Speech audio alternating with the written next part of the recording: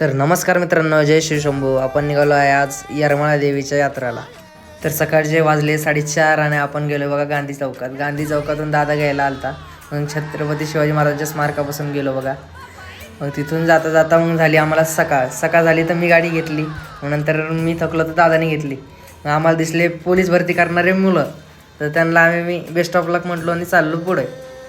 तर इथं पण आम्हाला छत्रपती शिवाजी महाराजांचं स्मारक दिसलं आहे आणि आम्ही चाललो चहा प्यायला.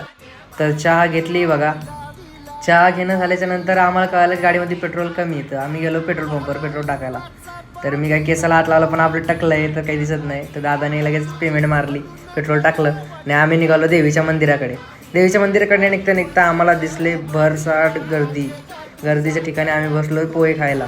पोहे खाणं झाल्यावर आम्ही लगेच निघल्या तर कळालं की दादा, अरे बाप, विरोध झाला आहे.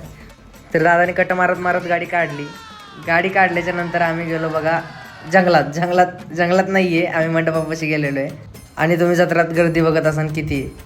आणि एकतर भावांना तिथं मोबाईलला नव्हतं नेटवर्क, तर आम्ही नेटवर्कसाठी एवढ्या लांब आलो आहे की बघायचं काम नाही. आणि इथं चालू होतं बघा स्वयंपाकाची तयारी, नैवेद्य दाखवत. किती छान छान आहे प्रतिमा देवीच्या. जर या पुढचा तुम्हाला मिनी ब्लॉग बघायचा असेल तर लाईक करा, सबस्क्राईब करा, फॉलो करा.